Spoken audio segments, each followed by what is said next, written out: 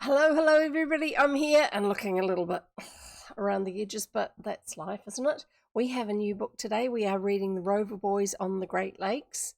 Yes, my mic is working. I suddenly went, oh, is it working or not? Yeah, it is. By Arthur M. Winfield. And you can tell by the italicized author's name that this is a pen name. It's actually written by Edward Stratemeyer himself. There you go. First published in 1901. And this is the fifth book in the Rover Boys book series. I think the Rover Boys were the first series that Stratemeyer did. It existed before the Stratemeyer Syndicate did, but I think once he got going, he managed it through that series, managed the series through that. I do know that there were a number of books in the series. There's not a lot of information about any of the actual specific books online.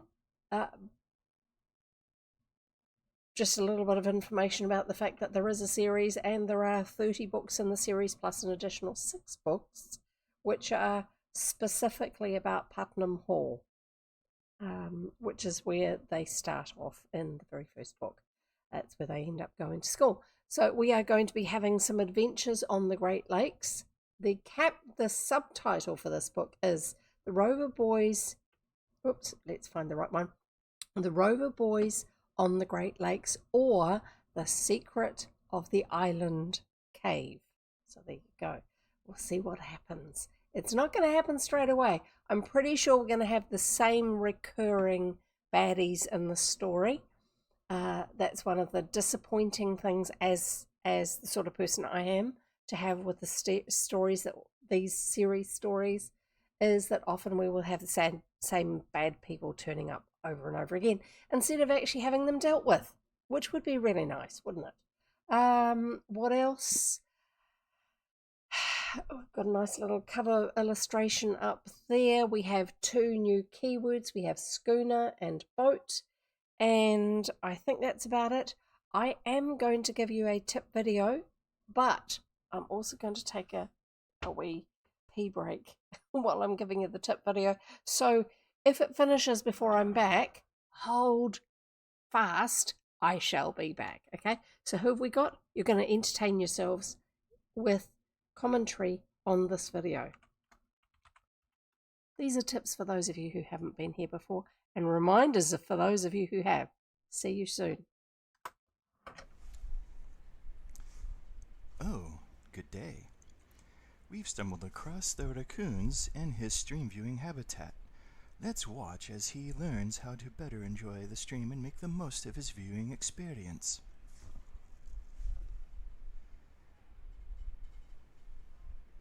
Let's see. According to the video, there are 6 or 7. Number 1 would appear to be hydrate. We have our hydration right here. It's important to stay hydrated. It's good mentally and physically, and it's good for your vocal cords, other parts of your body, your mind. And that brings us to number 2. When the streamer does drink, you drink as well. Oh, what's this now? Oh, drinking. Drink. Did you drink now? Oh, you can indicate so by putting the water bottle emoji or thumbs up in chat. Next one, snacks. Ah, raccoons has snacks. There appears to be trail mix and what's that? Carrot cake. Ooh, that looks yummy. Oh, I guess we can't have any.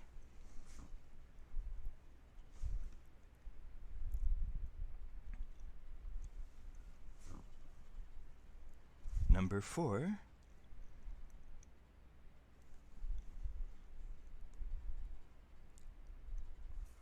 Is to get comfy.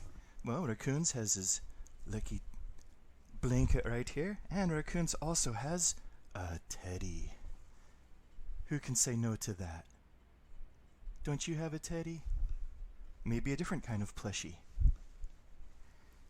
Being comfy is good for the mind.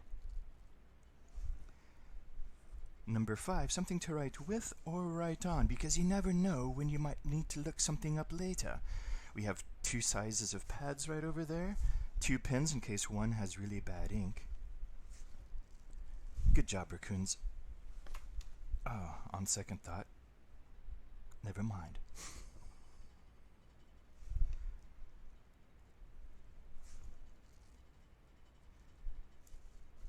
And that brings us to our final point, which is participate in chat. You can do things like type in chat, chat with other people in chat, use commands, play Jev Bingo. Raccoons has his own Jev Bingo card right here. You can spin pages and do things like forcing Jev to wear silly things on her head like headbands, crowns, unicorn horns, and perhaps one day even something like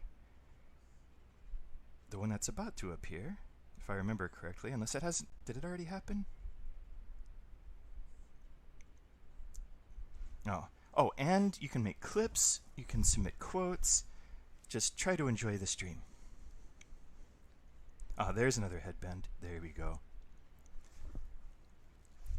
So that should do it. Enjoy the stream, and I'm going to help myself to some of that trail mix. Or not. Ah! And I'm back. And I'm trying to sort out something on screen. Just a moment. Where did it go? What's it called? I'm pretty sure I used it in this scene. Nope, that needs to not be so big. That's good. I hope you're suitably entertained by Sir Guriki Attenborough and raccoons in their native habitat. I was, even if I wasn't watching it the whole time. Where is it? Where is it? I'm sure I had it here before. I used it the other day when I was sharing. There it is. Found it. I'm just going to... Not quite sure how well it's going to fit the screen. There it is. I am going to reframe it slightly.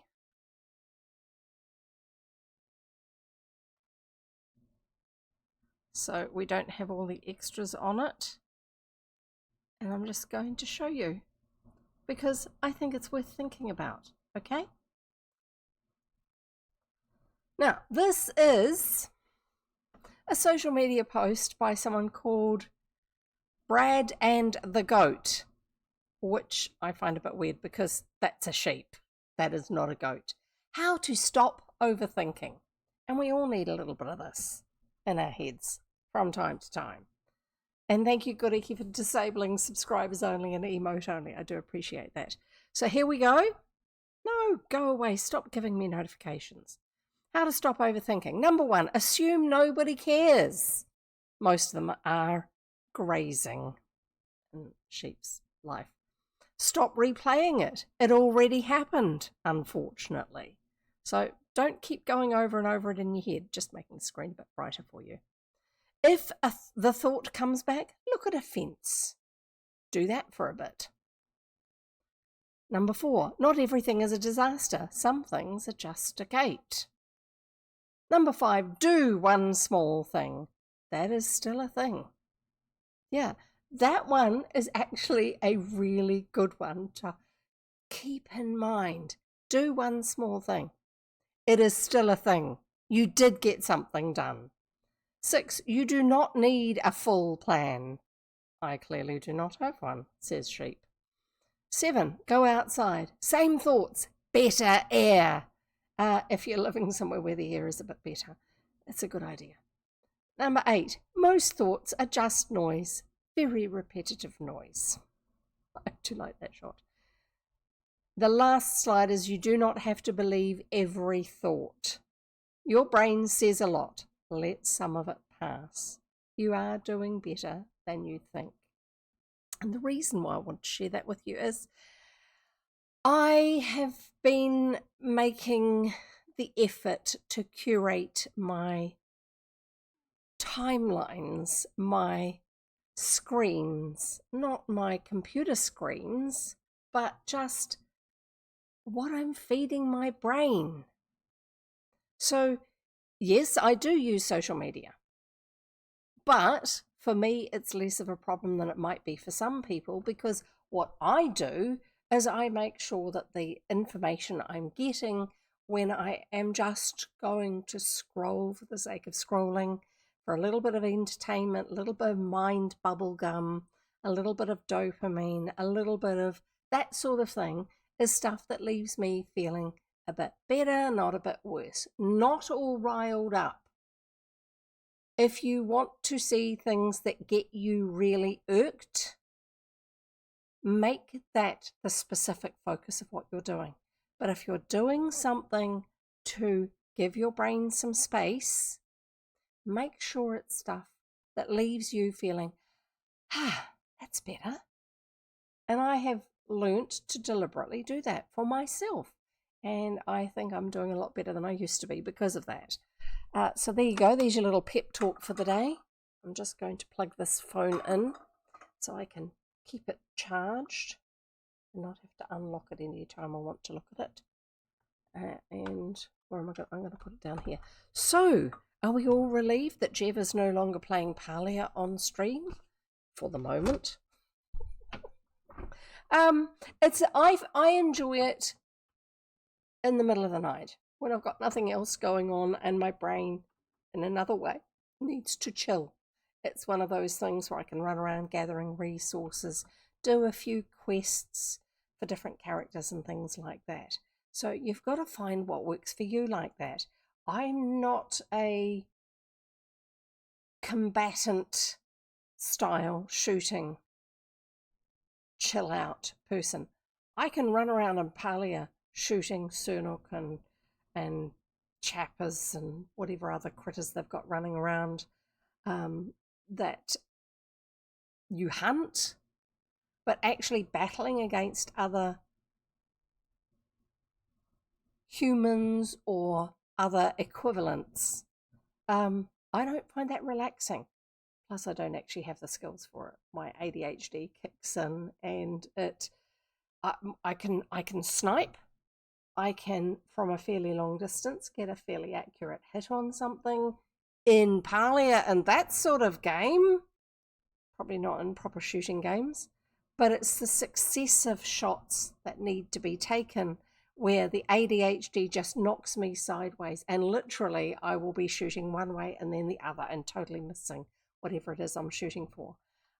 So in Palia, when I go out hunting, I will have crafted a lot of arrows instead of going, I really must try not to use that particular sort of arrow because they're expensive to make because of resources I have to gather them.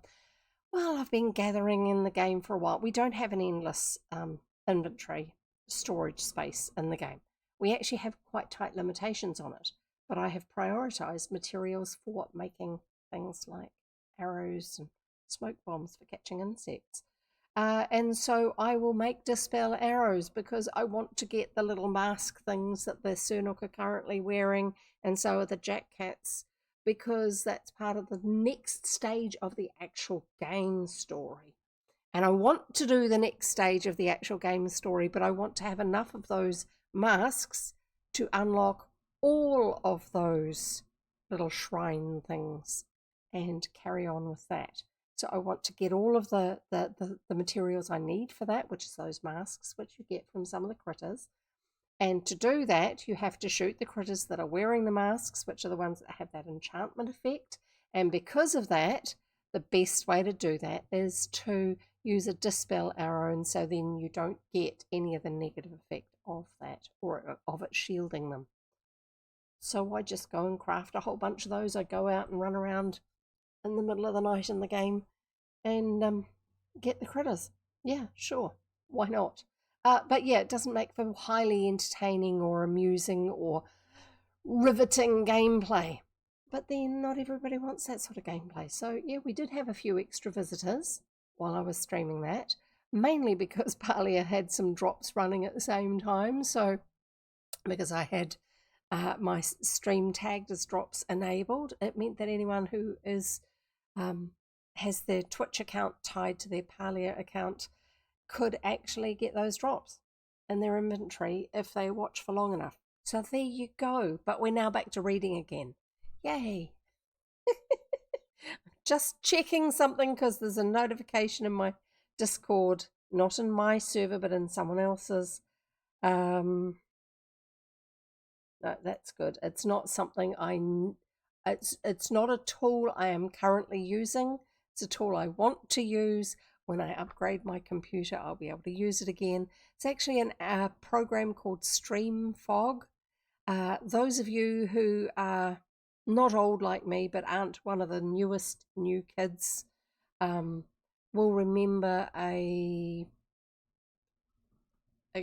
image and video sharing program called Snapchat, which I know is still around, but its heyday was a while ago from what I heard.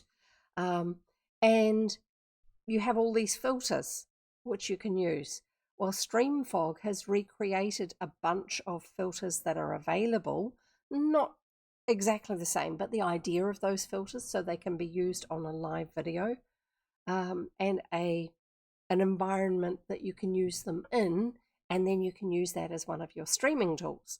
One of the things they're actually working on at the moment is actually setting it up so that you can use it as if you were doing VTubing and things like that, because it actually uses a different system to the rig system that they use for VTubing.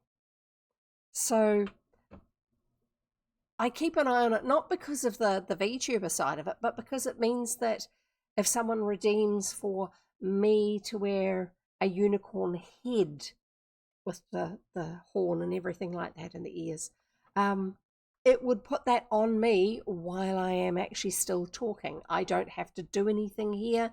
I can have it set up so it will automatically happen if someone redeems it, if that's one of the things I want to have available for you guys to interact with as a redeem. If somebody gifts something, I could have a cloud of presents come in and swirl around me and then take off again, or land on the desk, animated presents, and then open up. Just as one of the things that can happen. And it's all done using some of the technologies that Snapchat was doing with their video filter system.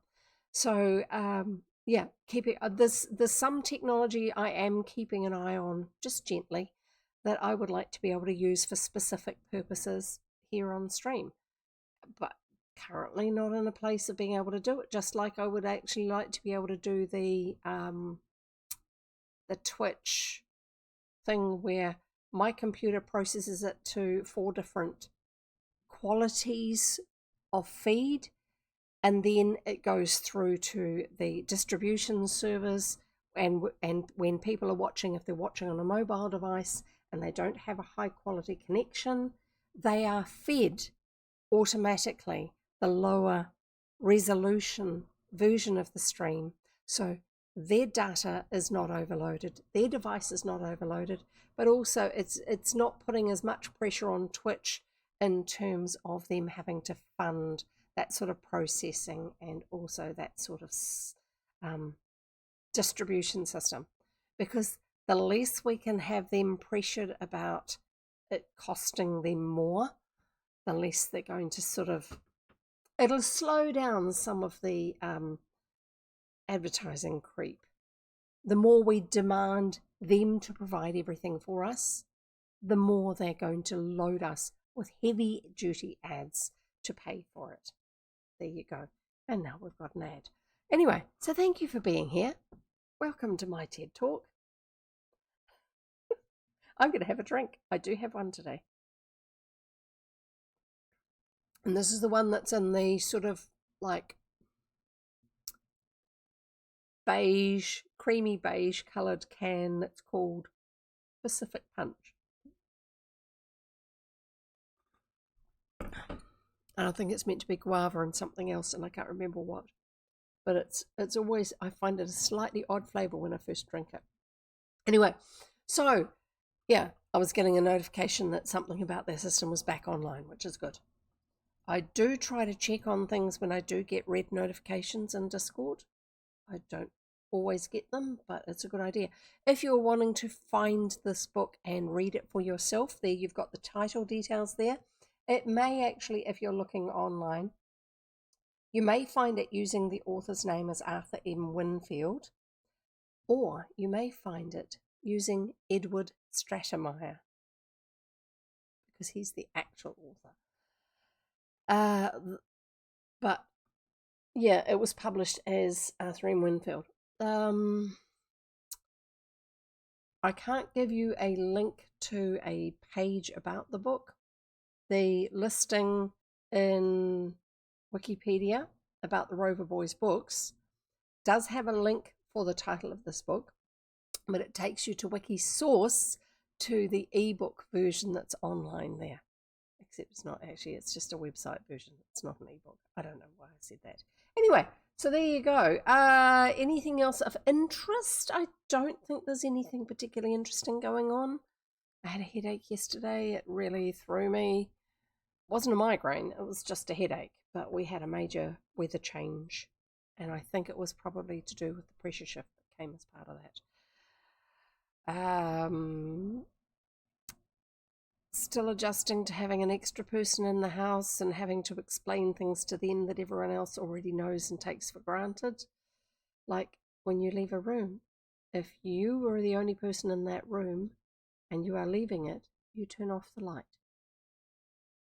If you have the windows in your room open and the wind is coming in there and you are in your room or leaving your room, shut the door so it doesn't slam. So it closes in a controlled way rather than it going big bang and damaging things.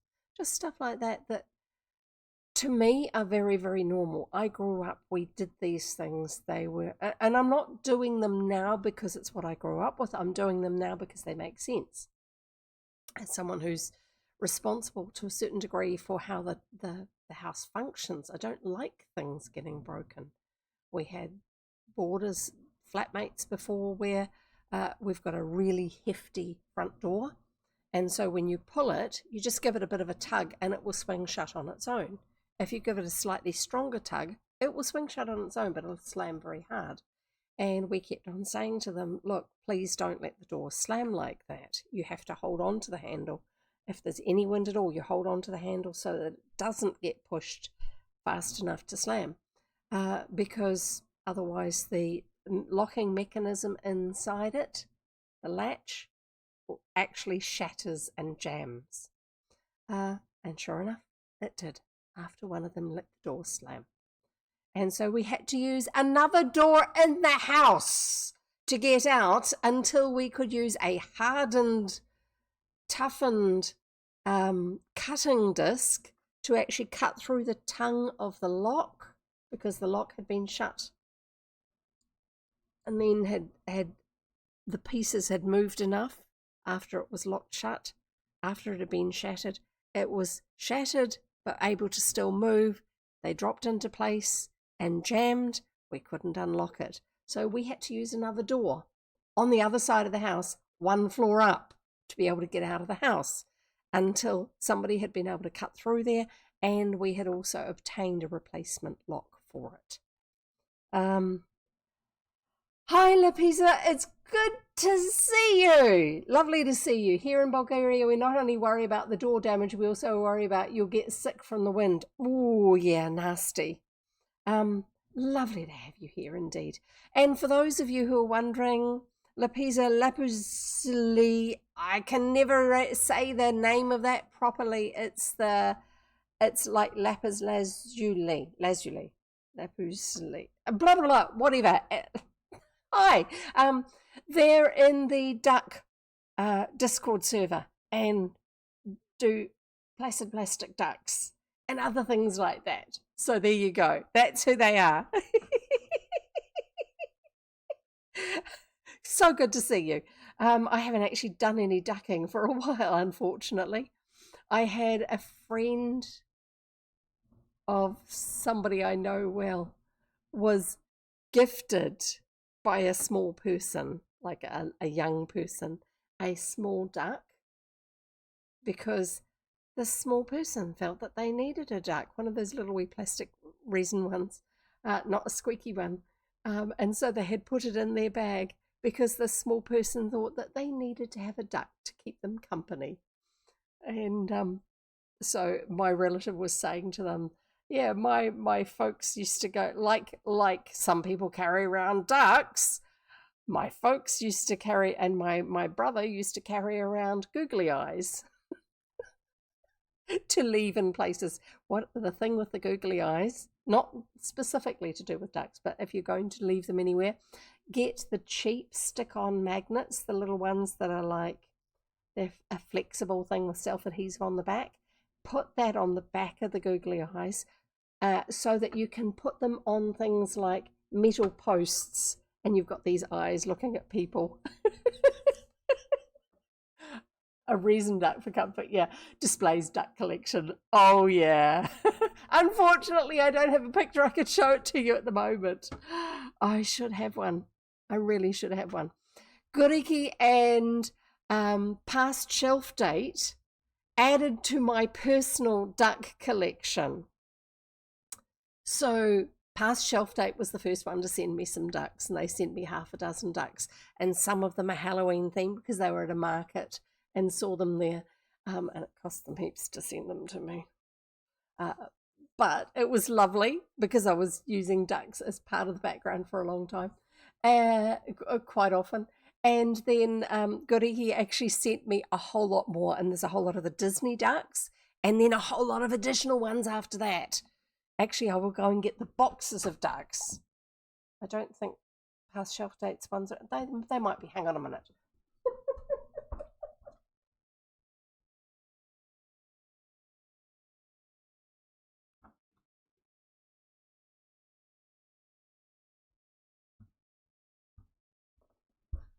No, this is not full, but it's a fair few within here.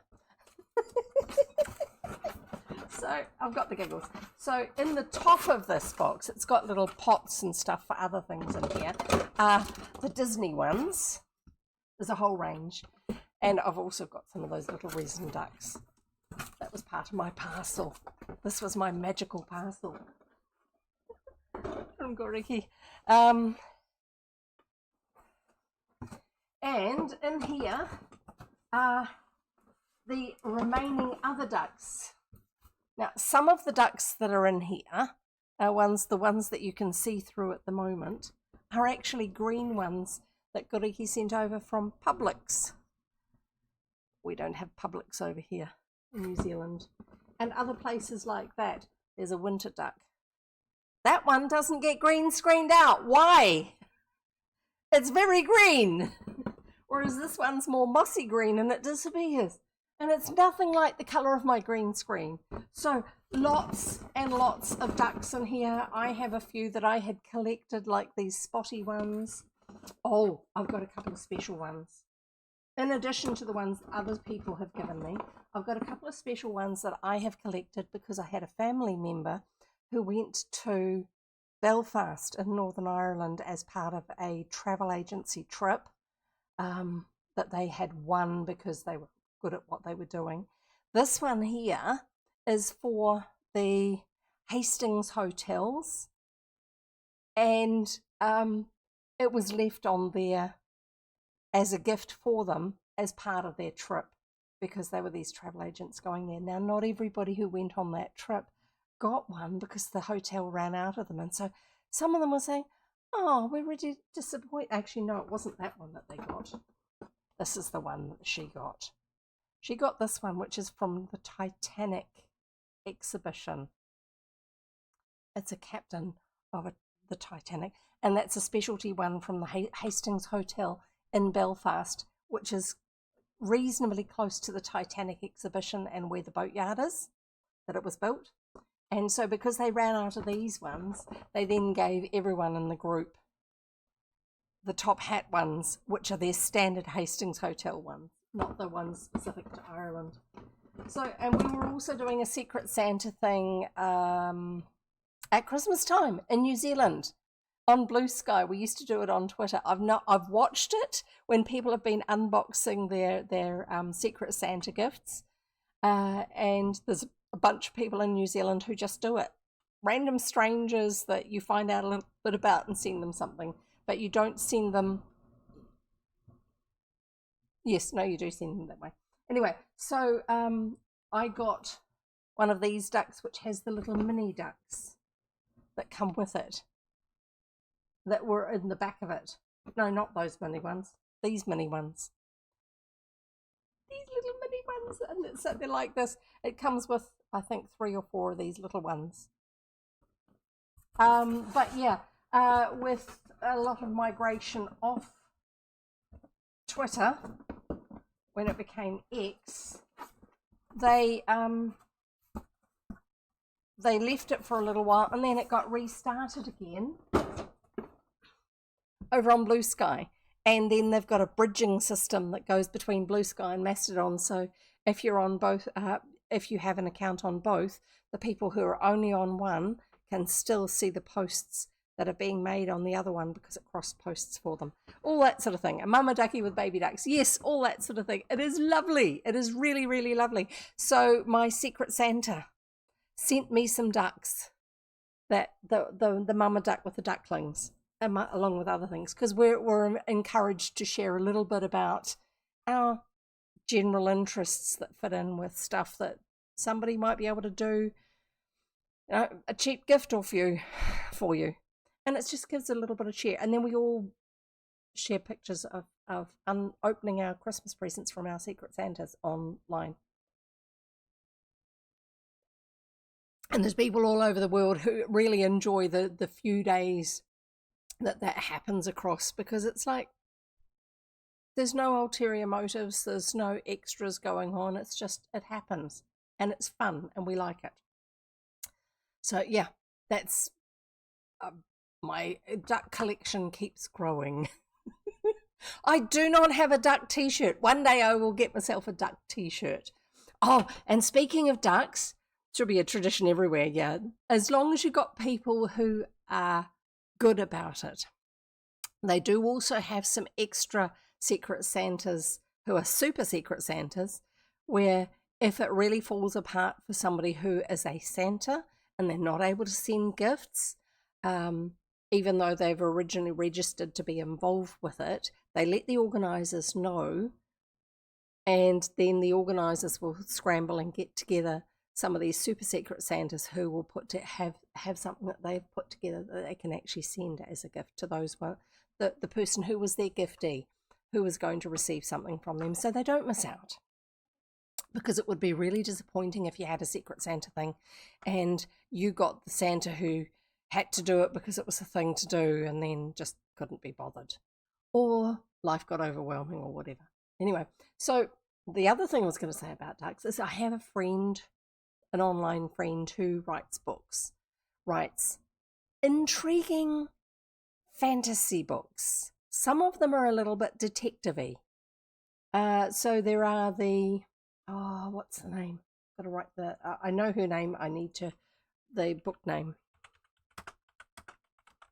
So her name is Kim Watt. She's originally from New Zealand, as far as I know. She's got a Kiwi accent, but she's lived in different places. She's currently living in France. She's been living in England. And she grew up spending a lot of her time on small sailing boats, liverboard size small sailing boats, not big luxury ones. So she writes these books. There is a series that are what's his name? Mortimer.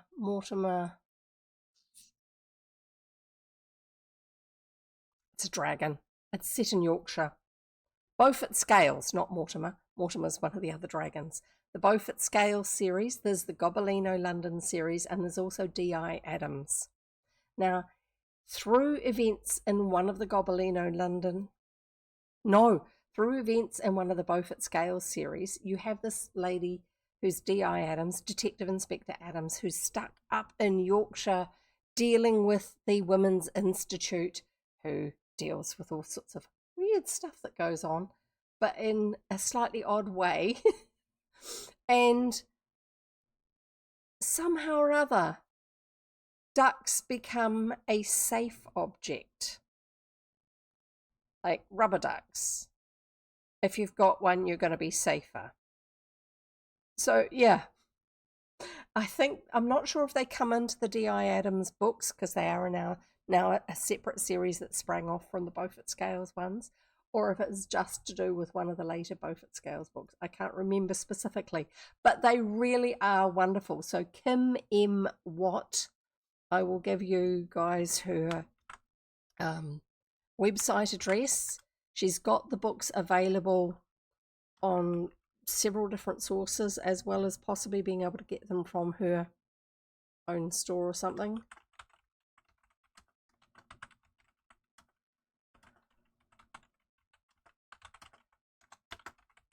I'm just trying to type fast.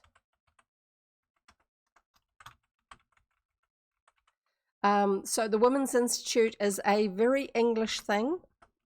It's women get together and they do baking and they do crafting and all sorts of stuff like this as a building into the community type stuff.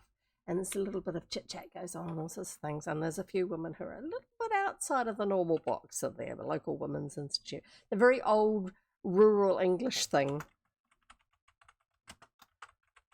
Gobelino London involves a cat, a talking cat. And then you've got D.I. Adams. She initially does not believe what she is dealing with in the Beaufort Scales book where we first meet her. So those are the 3 series that she's doing. Do check them out sometime. You may find that they're just your cup of tea. The Gobelino London ones, the series has actually finished. She's completed them.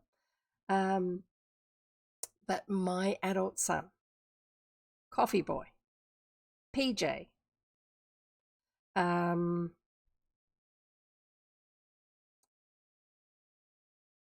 Trailer Park Jason Momoa in terms of styling.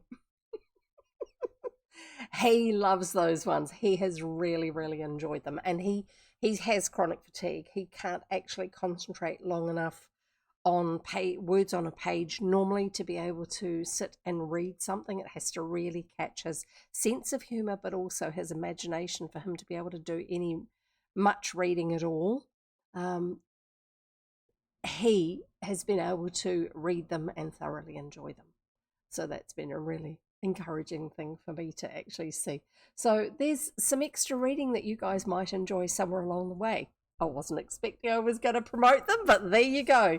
And if you do ever get in contact with her, she is on various social media sites. You can say hi and that you met her through me if you want. She may or may not remember my name. I don't know her that well, but I have actually been following her for a long time. From fairly early in the series of the first ones. Right, so we are going to read the Rover Boys on the Great Lakes. We haven't had one of the Rover Boys ones for a little while. There was one book we didn't read because everything I heard about it was commenting on how racist and oppressive it was, the attitudes in that one, and that was the Rover Boys in the Jungle. We knew what it was about. They were going over to Africa to see if they could find out what had happened to their dad. And yes, he did end up turning up. But we didn't actually read it. I haven't personally read it. I don't really need to. Even though the Rover Boys series does have a little bit more continuity between books for some aspects of it with some of the characters. And the overarching story, which is usually very minimal, but it's still there. But I just figured I don't need to be reinterpreting a book like that for you guys. Most things I will read straight. Occasionally there'll be something where I'll drop a word or I'll change a word. There's only one book I have ever rage quit, and that was one of the very, very early translations of Swiss Family Robinson, because it is nothing like Disney or any other modern abridged version that we might have read, any of us might have read. It was really definitely not something I wanted to go any further with. Right, The Rover Boys on the Great Lakes, or The Secret of the Island Cave, that's its subtitle. A lot of these early Stratemeyer Syndicate books did actually have subtitles. Now, in my ebook version on my Mark I iPad mini, it actually says Edward Stratemeyer, although it was published at the time as being by Arthur M. Winfield. So here we go. I will read you the intro for it that he wrote for his readers. He was just getting kids hooked on reading. That was what it was about. The Rover Boys on the Great Lakes. My dear boys, this volume, The Rover Boys on the Great Lakes, is a complete story in itself, but forms the 5th volume of the Rover Boys series for young Americans. Because it's actually referred to that on the covers. For young Americans. Yes, okay. When first I started this series with the Rover Boys at school, I had no idea of extending the line beyond 3 or 4 volumes. But the second book, The Rover Boys on the Ocean, immediately called for a third, The Rover Boys in the Jungle. And this finished, many boys just remember, they were very, very sexist back then. So boys had adventure stories, girls had, I don't know, keeping house stories and fairy stories, very much in the authors' and editors' minds at the time. So don't be offended by the constant reference to boys. Anyone can enjoy them, but the author will be speaking to boys, because in their mind that's how it worked in those days. And this finished, many boys wanted to know what would happen next, and so I must needs give them The Rover Boys Out West. Still they were not satisfied, hence the volume now in your hands. So far we have followed the doings of Dick, Tom and Sam at dear old Putnam Hall, which is their military boarding school that they go to, with many larks and sports, but then out upon the broad Atlantic in a daring chase which came pretty close to ending in sad disaster, next into the interior of Africa on a quest of grave importance, and lastly out into the mountainous regions of the Wild West to locate a mining claim belonging to Mr. Anderson Rover, that's their dad, who'd gone missing. In the present tale, the scene is shifted to the Great Lakes. The 3 boys go on a pleasure tour, and while on Lake Erie, fall in with an old enemy who concocts a scheme for kidnapping Dick, who had fallen overboard from his yacht in a storm. This scheme leads to many adventures, the outcome of which will be found in the pages that follow. In placing this volume in my young reader's hands, I can but repeat what I have said before, that I am extremely grateful for all the kind reception, grateful to all for the kind reception given the other Rover Boys stories. I sincerely trust the present tale meets with equal commendations. Affectionately and sincerely yours, Edward Stratemeyer, April 12, 1901. So this book is, the story is 125 years old. Definitely out of copyright. I'm not going to read the table of contents is one great big long run-on sentence, all in capitals. Don't need it for what I want to do. And we have a frontispiece illustration. I will put that up here for us all. 1901, that's the dinosaur ages. Yeah, basically. You're right there. Let's get this up here in a size that you guys can see. No, not that. I clicked on the wrong thing. Not that one. That one. Trying to grab the handle. I really need some reading glasses for looking at my screen. Yeah, I'll put it there and then I'll move. That's not the right picture. This one. This one here. They're in the water. There's a boat. They're on... There is room on the raft. See? There is, I tell you. But that's the frontispiece of the book. So we'll see how it goes. I don't know whereabouts in the story it comes. So I'll turn it off for now. But that's just to give you a bit of a teaser of what the rest of the book's like. I do have 3 more illustrations, but they're not up to that sort of watercolour style. Chapter 1, A Storm on Lake Erie. And yes, that's the way I say it. I'm a Kiwi. I have Canadian relatives, and that's what I remember hearing when I was 3. It probably wasn't, but that's what's stuck in my mind. Dick, do you notice how the wind is freshening? Yes, Sam, I've been watching it for 10 minutes. I think we're in for a storm. Now, I'm not going to bother explaining who any of these people are because Stratemeyer Syndicate books are good in that they always assume that there are some new readers coming to the book, so they will tell you a little bit of background as they feel you need it. Okay, exactly my idea, and I shouldn't be surprised if it proved a heavy one too. How far are we from shore? A heavy storm. How far are we from shore? Not over 3 miles to my reckoning. Perhaps we'd better turn back. And Sam Rover, the youngest of the 3 Rover brothers, shook his head doubtfully. Now, just remember, we are keeping an eye out for these words here, schooner and boat, so that we all have a drink of water when we have one of these 2 words. Now, if we have one of these 2 words, yes, I will repeat this again after the... Oh, no, we haven't actually started the ad. That's all right. If we have one of these 2 words and I have not noticed it and said something about it and had a drink of water, then use either the command key or the command K word and then put a space and which of those 2 words it is. And it will highlight this cluster here so that I notice and so that everybody else notices too, so that we all drink, we all hydrate. Because our drinking game here is a hydration game. Also, if the book is outright shaming badly in a way that we just find it unpalatable, use the shame key. We have a water bottle specifically for it. There are some books where I have drunk deep of the bottle of shame. So there you go. We have schooner. Each of the bottles has a different colour, just to make it a little bit more distinctive. And we have boat. Yes, they are actually, these 2 are different colours. One's purple, one's blue. The pink is the more radically different one. I'm not quite sure why pink is so popular at the moment, especially the peachy version, which just makes me look ill. So I don't particularly like it, but you don't need to know that. So we shall carry on reading instead. Right. Perhaps we'd better turn back. And Sam Rover, the youngest of the 3 Rover brothers, shook his head doubtfully.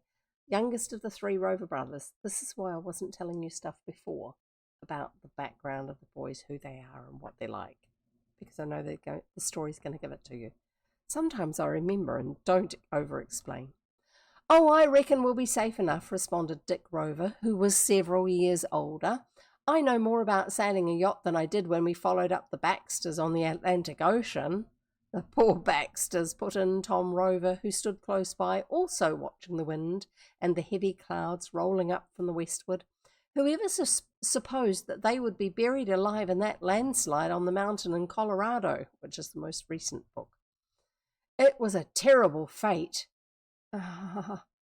Okay, so this is setting us up so that we as the readers, that's all of us, believe that we know better than the characters in the story.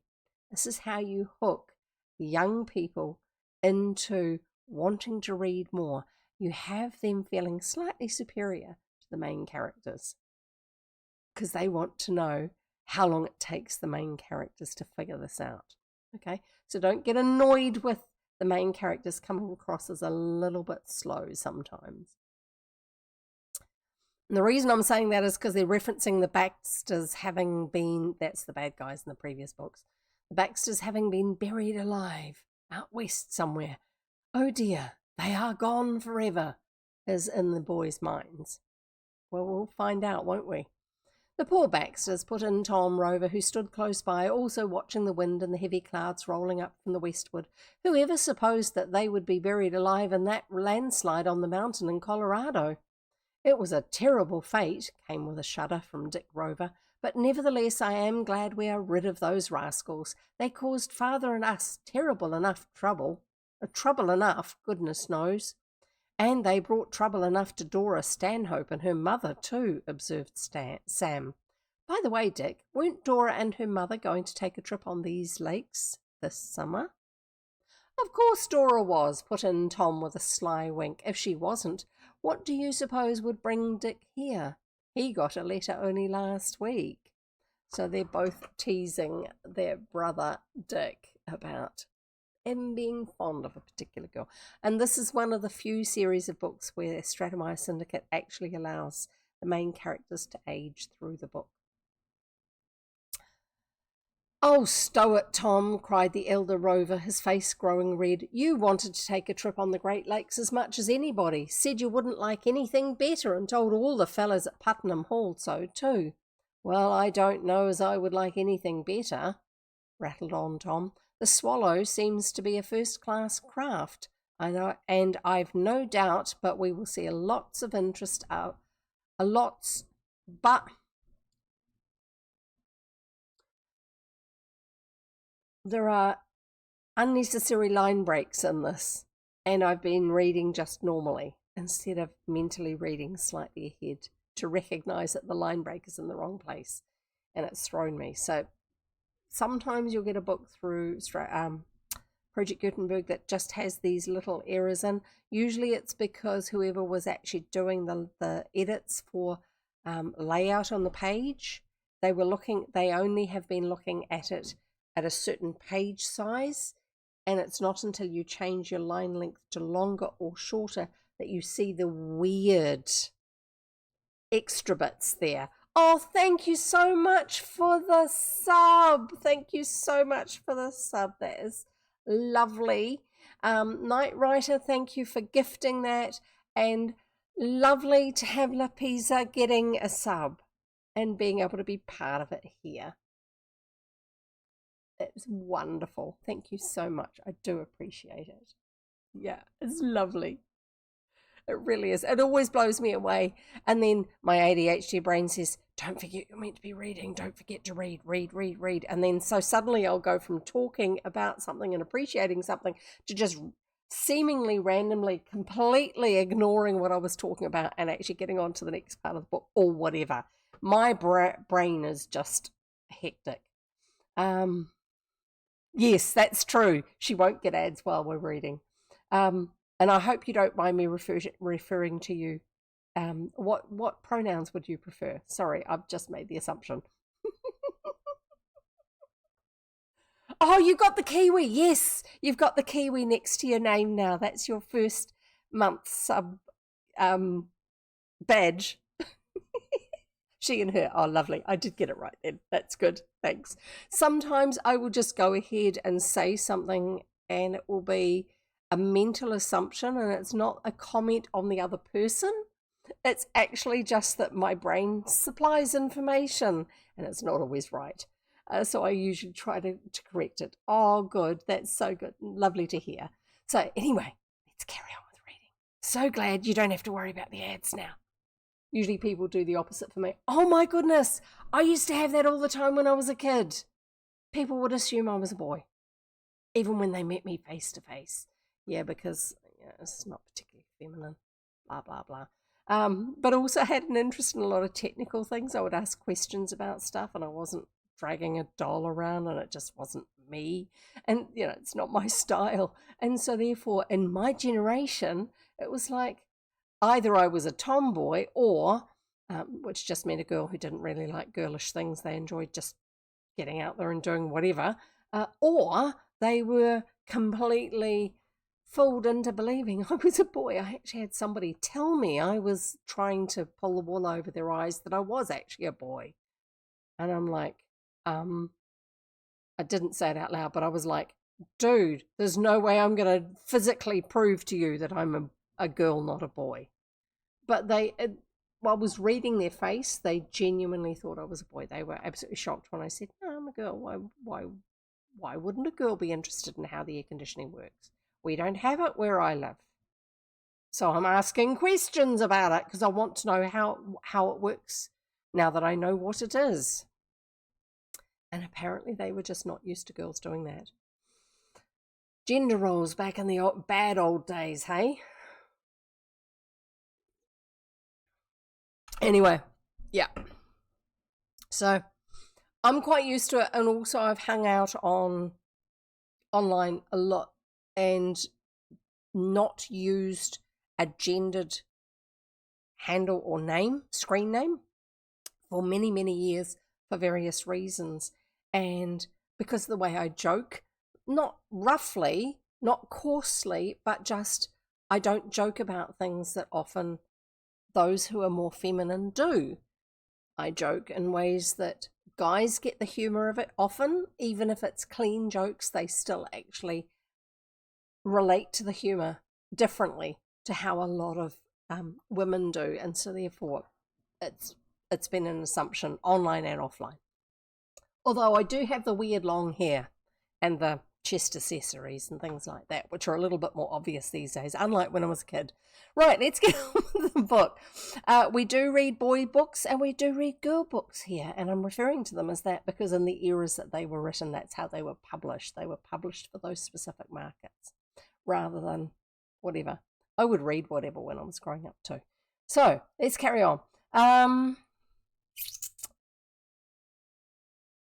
That's right, we got lost in a sentence. The Swallow, that must be the name of the boat because it's italicized, seems to be a first-class craft, and I've no doubt but what we'll see lots to interest us in this trip from Buffalo to Lake Superior. So they're now telling us where they're going from and where they're going to. I think that's the sequence.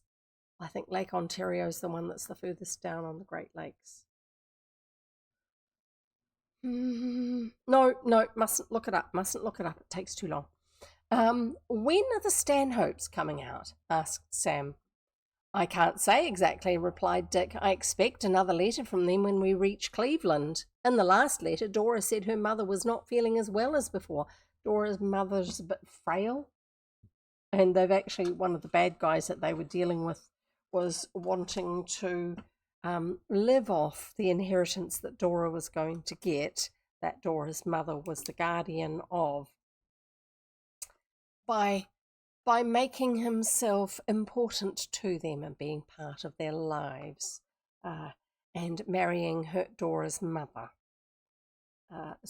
So we're already familiar, that side of it, we're already familiar with the fact that Dora's mother is a bit frail. I'm going to write these place names down because my brain is going to go, what were those places I wanted to look up later on? So we're going Buffalo, which I know is New York, to Lake,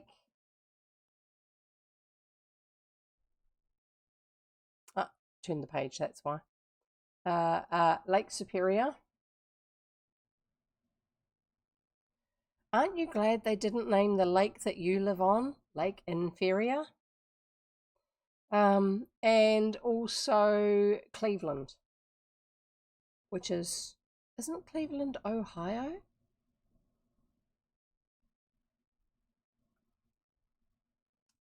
don't remember.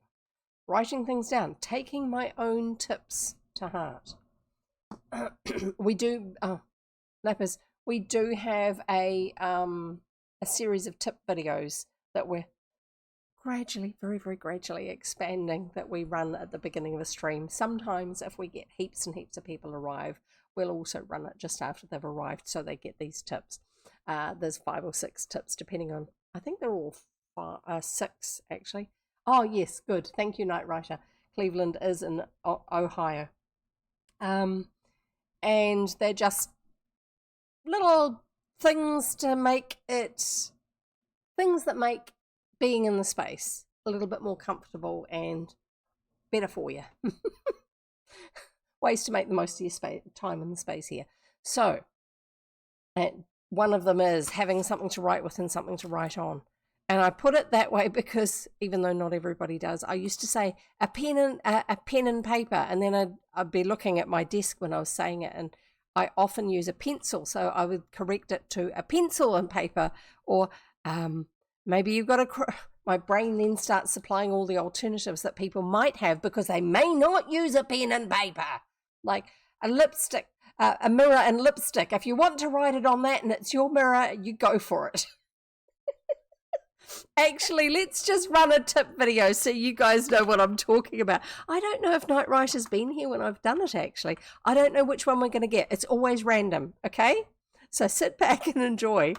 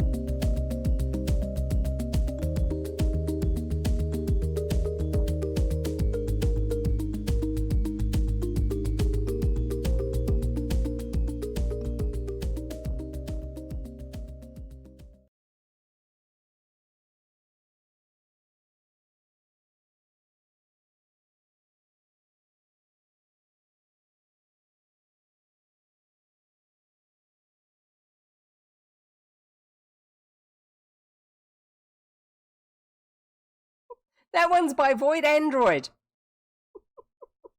who is sometimes here and sometimes isn't, does stream, but is a non-microphone, non-camera streamer, and does art and various other creative work. And I have never yet managed to catch them when they're streaming. I interact with them on at least one Discord server, maybe some other ones as well. I can't remember, but that's how I know them.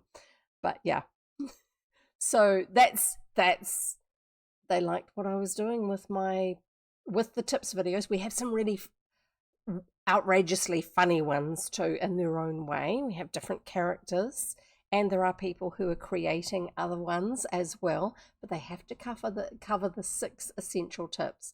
Now, Voidy has put in an extra tip, but to keep it down to 6, has combined 2 of the tips together earlier on because of the way they relate to each other, which I found acceptable.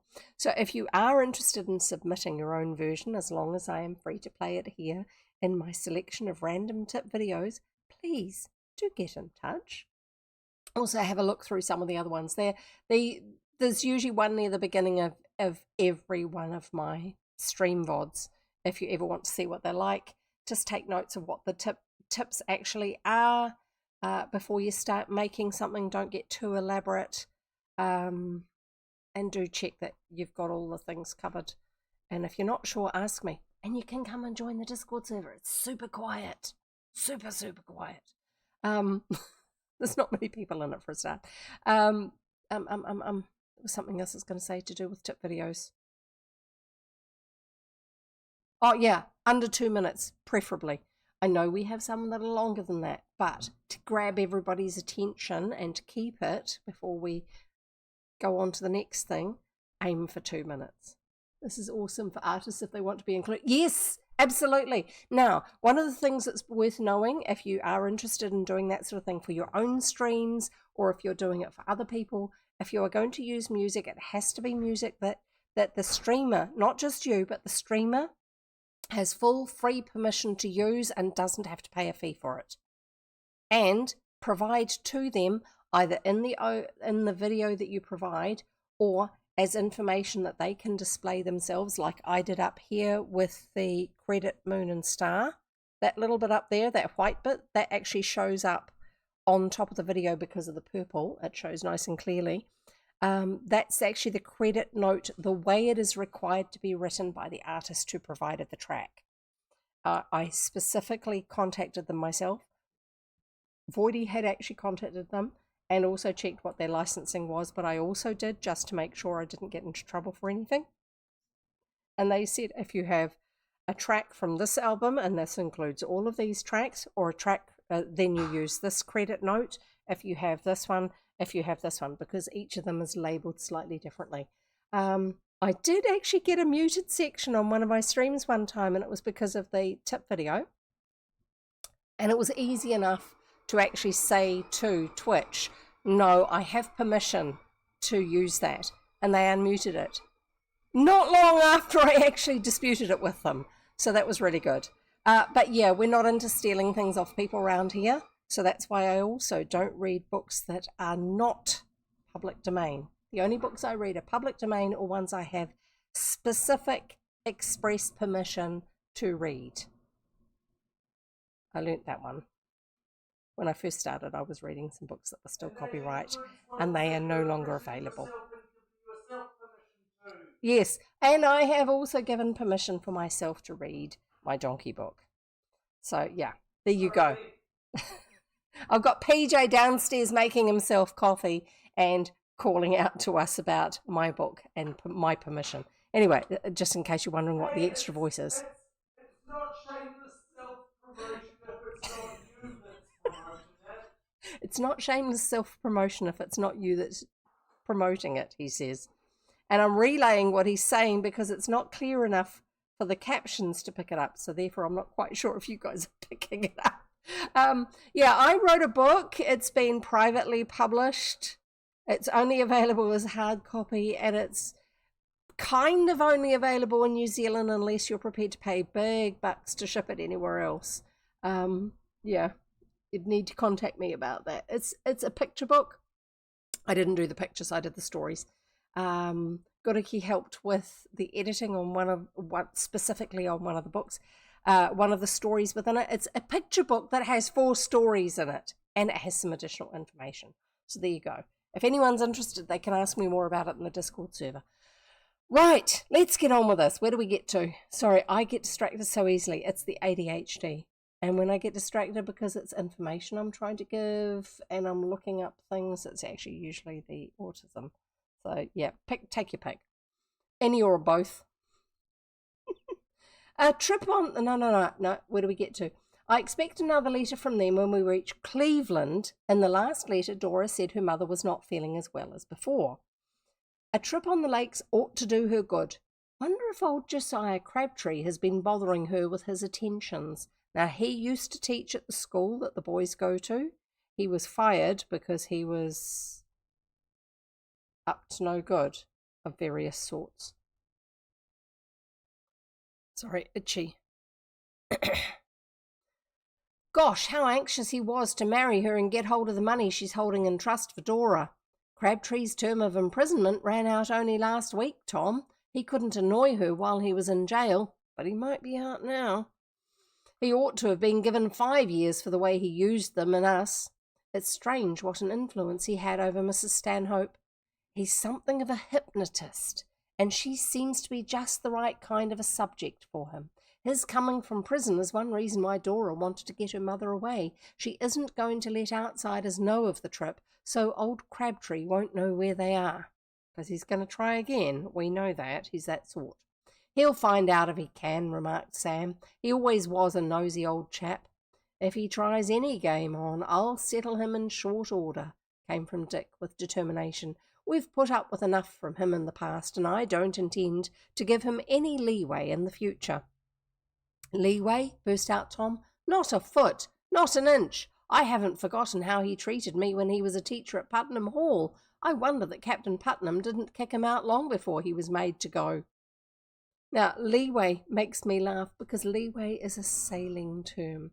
Leeway is the movement a boat makes when you're moving forward in your boat and then the wind blows against the side of it. Leeway is the moving with the wind, not in the direction you're trying to go. That distance from here to here, or the speed from there to there, is leeway. You are moving to the lee. And if we want to break the word leeway down further, you've got windward and leeward or leeward. Yeah. So windward is on the windward side of something. Leeward or leeward, but pronounced leeward, is the away from the wind side. So leeway is where it's moving into that space, where it's away from the wind. So there you go. Boating terms. Sorry, we used to get a lot of those in some of our earlier books, and we'd have rabbit trails on those all over the place. I wonder that Captain Putnam didn't kick him out long before he was made to go. A sudden rush of wind cut the conversation short at this point, sending the Swallow bowling along merrily. The clouds were increasing rapidly, and Dick ordered that all sails be closely reefed. That means bunched down so that they are smaller, and so they're not the extra wind is not pushing the boat too hard when they're reefing it. We don't want to lose our mast, he observed. Certainly don't. We don't want to lose anything, answered Sam. For my part, I wish we were back in Buffalo Harbour. Oh, we'll run along all right, came from Tom. Don't get scared before you're hurt. Okay. He looked at his watch. 5:30. I didn't think it was so late. It'll be dark before long, said Dick. Perhaps the wind will go down with the setting of the sun. We'll never know when the sun sets except by the almanac, murmured Sam. It's as black as ink already over to the westward, so there's a lot of cloud. They're describing it as being quite dark just because of the cloud cover. To keep up his courage, Tom Rover began to whistle, but soon the sound was drowned out by the high piping of the wind as it tore over the deck and through the rigging. Oh no, Lappers, your message is too long. I'm so sorry about that. We've got some really tight restrictions on things so that they auto-mod, because a lot of the spammers do really long messages. So if you can retype that, yeah, I'll just read that out because I know you're heading off. Lapis says, I'm reading through the bottom of my glasses because I need to get my prescription redone. You guys can see it here. That still comes through, but in normal chat, it's disappeared. I'll be sure to join again when on Twitch. It's a lovely little bit of time to chill here. Thank you for doing these streams. I'll be back when I think I'm getting lulled after not sleeping too well yesterday. I will be back, I think. I will be back. I think I'm getting lulled after not sleeping too well yesterday. If I hop out, I probably have fallen asleep, but I'll be back another time. That is lovely to hear. It's so good to have you here. Feel free to drop in anytime. Very occasionally I game, but most of the time it's reading. So we'll carry on. And sorry about that. Yeah, it's just one of those auto mod things that we've got set up. It's fairly tight on the length. Just because we've found that almost all of the spam messages come through over a certain length, and if we just pull that each message length down below that, there's so many spam messages we never get. It's great when you can have things set up to just look after themselves like that, because we don't need to deal with spam messages, especially because I have stuff on the screen and that doesn't go away unless I refresh my overlay. Where do we go to? Oh yeah, so they've got some bad weather going on. To keep up his courage, Tom Rover began to whistle. Oh no. Boaties are superstitious. Genuine people who genuinely spend a lot of time on small boats and sailing, you never whistle because that influences the wind. That's the theory. It probably doesn't actually, but that's the theory. Tom, to keep up his courage, began to whistle, but soon the sound was drowned out by the high piping of the wind as it tore over the deck and through the rigging of the Swallow. They were certainly in for a storm, and a heavy one at that. It was the middle of July, and the Rover Boys had journeyed from Valley Brook, their country home, Valley Brook, which will be a made-up one. I'm writing it down anyway, just in case there's anything that's inspiration for it that I can find out. Their country home to Buffalo a week before for a 6 weeks outing upon the Great Lakes previous to their returning to Putnam Hall. Prior to returning, I think they mean, to Putnam Hall for the fall and winter term. Their thrilling adventures in Colorado, as told in the Rover Boys Out West, had taxed them severely, and their father, Mr. Anderson Rover, felt that they needed the recreation. At first he had wished them to remain at the farm, and so had their uncle Randolph Rover and their motherly Aunt Martha. But this had been voted too slow by the three brothers, and it was decided that they should go to Buffalo, charter a small yacht. Yeah, no problem about that, Night Rider. Charter a small yacht and do as they pleased until the opening of school. Only please keep out of danger, had been Mr. Rover's pleading words. You have been in peril enough, and the boys had promised to do their best, little dreaming of the many adventures and dangers ahead. The boys knew very little about the lakes, and at the last moment had invited Larry Colby, an old schoolmate, to accompany them on the outing. Larry had spent 2 summers on Lake Huron and Lake Superior, and knew both bodies of water fairly well. But the lad could not come on at once, and so had sent word that he would join the party at Sandusky, I think that's how you say it, some time later, and I'm going to write that one down. Sandusky. It's probably said something completely differently, but I see the parts of other words in it. Larry's father was rich, so the expense of travelling counted for nothing. With the boys, however, went one individual with whom all our old readers are well acquainted. This was Alexander Pop, the man who had once been a waiter at Putnam Hall, and who was now a servant to the Rovers in general and the 3 boys in particular. Now, I will tell you that the book said that he was a coloured man. Most of the time I just drop coloured out of the sentence, because I don't think we need to focus on that. It's not really a particularly useful piece of information. We know that the likelihood of someone being deemed of a different racial background, and that being why they didn't live the same level of life in stories back then was very common. So we will just take that for granted. There we go. He was now a servant to the Rovers in general and the three boys in particular. The boys had done much in the past for Alec, that's Alexander, as they called him, and Pop was so greatly attached to the youths that he was ready at all times to do anything they desired. I done love them Rover boys, ain't no use to talk, he would say. They is the most up-to-date boys in the world, that's what, and they did this here man a good turn what he ain't forgiving in a hurry too. And I am not going to read that word for word the way it's written because it's just so ick. Okay? What that good turn was has already been related in full in the Rover Boys in the Jungle.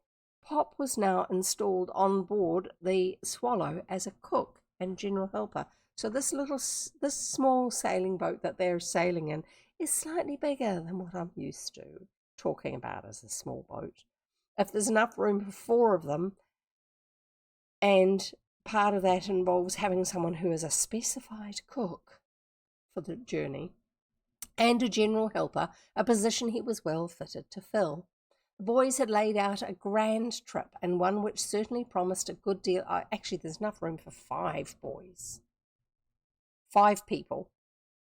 So there's Alex, and then 4 boys, because it's the 3 brothers and their friend coming.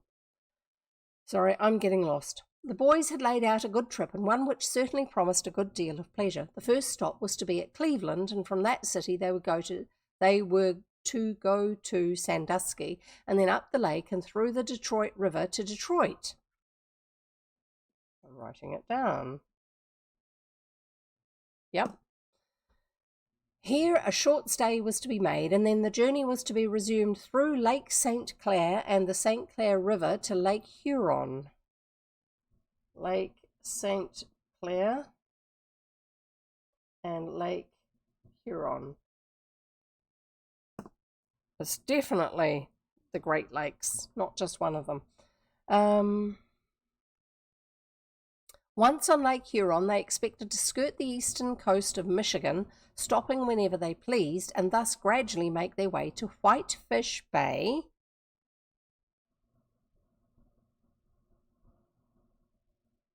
Now, often in the background on the Stratemeyer Syndicate stories, bigger places are real, but the specifics of where the school is or the place they live will be imaginary. Welcome back, Night Writer. And it's just the real places are to help you get absorbed into the story if you are familiar with them, or by hearing familiar names, and instead of it all being made up. And it does make it easier for a writer to be able to keep, if there's a lot of travel going on in the story, to keep the travel connected, because you're not accidentally choosing the wrong place if they are real places that you're familiar with. Let's carry on.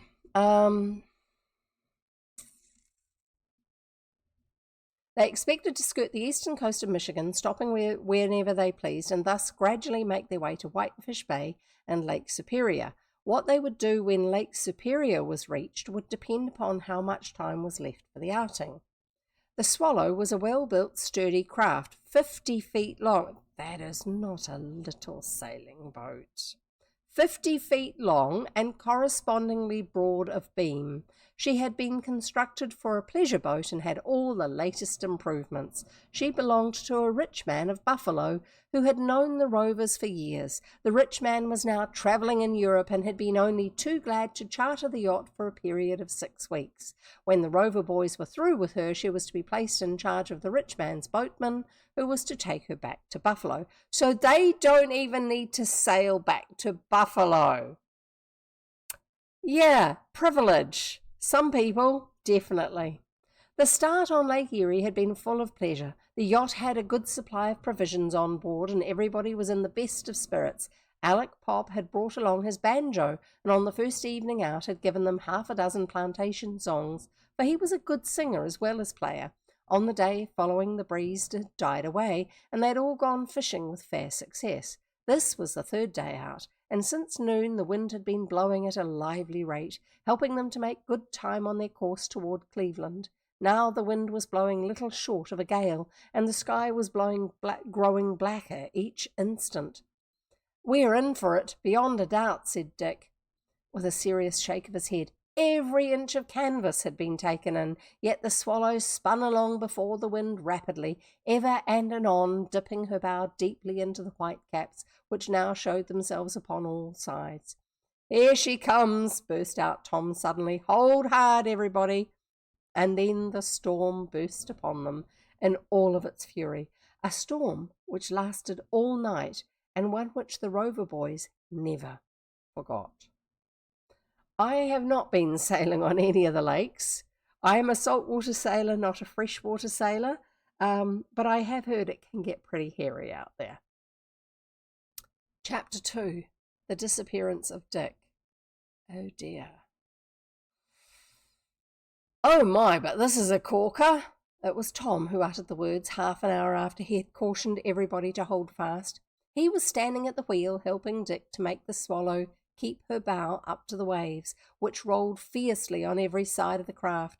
He cried out at the top of his lungs, yet his elder brother understood him with difficulty. "I wish we were out of it," returned Dick. "Did Sam go below as I ordered?" "Yes." "What of Alec?" "He's in the galley, trying to keep his dishes from being smashed to bits. He's scared, I can tell you, and he is sure we are going to the bottom." "Going to sink." "If I was sure of the course, I could steer for the shore, Tom." No, just no. Do not. Unless the wind is coming from that particular shore, do not approach anything that you can bump into when the weather is bad, because the weather will push you really hard and bounce you around against that thing and sink the boat and damage people. Just no. And if the wind is coming from there, you better have a motor on your boat that's going to work to push you into the wind. And if it's a really bad storm and it's this era, most motors are going to be pretty pathetic if it's a sailboat, because they don't put such big motors in them. It's not like a launch, a motorboat. Anyway, if I was sure of the course, I would steer for the shore, Tom. I'm afraid myself that this is going to be more than we bargained for. "Huh, Dick, we've been in as bad a storm before, and you know it." "But not on Lake Erie. This lake has a reputation for turning out some nasty ones that do tremendous damage. Light up, will you, or we may be smashing into some other boat before we know it." "I will, if you can hold the wheel alone."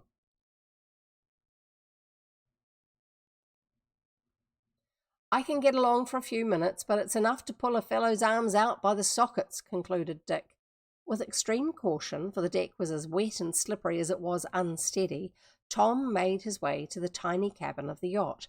Here he found Sam lighting the ship's lanterns, 4 in number. This is so other boats can see them, if there are other boats out there. "I thought you'd be wanting them," said the youngest Rover. "Is it letting up, do you think?" "No, if anything, it's growing worse." "Don't you want me to help on deck? I hate to stay down here alone." "He's not alone. Alec's there." "Hello?" "You can do nothing, Sam. Dick and I are tending the wheel, and there's nothing else to be done." "I might go on the lookout." "You can't watch very well from the stern," added the youngest Rover, who did not relish being kept back by his older brothers. "We can watch good enough. Stay here. It's safer. If the yacht should swing around—" "Great Scott!" Tom Rover broke out short, and with good reason. A strange creaking and cracking sound had reached his ears, followed by a bump and a jar which nearly pitched him headlong. Sam was thrown down on his back. "Something's wrong," burst out Sam as soon as he could speak. "We must have struck something." Tom did not answer, for the reason that he was already on his way to the deck, with a lantern slung in the crook of his right elbow. Sam followed with another lantern, leaving the remaining ones wildly swinging on the hooks in the cabin ceiling. "Help! Help!" The cry came from out of the darkness. Somewhere in the wake of the Swallow. A cry cut partly short by the piping gale. With his heart thumping violently, Tom leapt over the deck toward the wheel. "Dick, what's the matter? Help!" repeated the voice, but now further off than ever. Then Tom made a discovery which thrilled him with horror. The position at the wheel was vacant. Dick was gone. "Dick, Dick, where are you?" he shouted hoarsely. "Dick, help!" came more faintly. The cry was repeated several times, but nothing more reached Tom's ears, nor the hearing of his younger brother, who was now beside him, his round face as pale as death itself. "Dick's overboard." The words came from both, and each looked at the other in consternation. Both held up their lanterns, the glasses of which were speedily covered with flying spray. The lanterns made a small semicircle of light at the stern, but Dick was beyond that circle and could not be seen. "Take the wheel, I'll get a life preserver," said Tom, and ran for the article he had mentioned. "Shall I try to turn the yacht around?" questioned his brother, as he, after several unsuccessful attempts, caught the spokes of the wheel, because the wheel is spinning side to side because of the way the waves are pushing the boat. "No, we'll be swamped if you do that. Keep her up to the wind." Regardless of the danger, Tom flew across the deck to where there was a life preserver attached to 100 feet of small but strong rope. Once at the stern again, he threw the life preserver as far out as possible. "Catch the lifeline!" he shrieked. But if Dick heard, he gave no answer. "Can't we fire a rocket?" said Sam. "We ought to do something," he added desperately. Lashing the end of the lifeline to the stern, Tom ran down into the cabin and brought forth several rockets. These are emergency flares. With trembling hands he set off the first one, then another. The blaze was a short one, yet it revealed to them a large mass of lumber rising and falling on the bosom of the turbulent waters. "A lumber raft! It's going to pieces in the storm. Did you see Dick?" The problem with setting off more than one flare is you might need the others later. It's not going to make anyone get to you sooner if you set off all of them at once. It's an emergency signal. That's all they're for. "I saw 2 persons on the lumber, but I don't know who they were. They looked more dead than alive." "Oh, I hope Dick isn't dead," burst out Sam, and the tears stood in his eyes as he spoke. "What's that you done said?" came out of the darkness. "Dick's overboard," answered Tom. "No!" A groan of genuine regret came from Alec Pop. "How did it happen?" "We must have struck a lumber raft and the shock knocked him over," answered Sam. "Oh, Tom, what shall we do?" So it's a fairly sturdy boat if they hit it without sinking. "I'll try another rocket, Sam. I don't know of anything else." Why is another rocket going to make it work?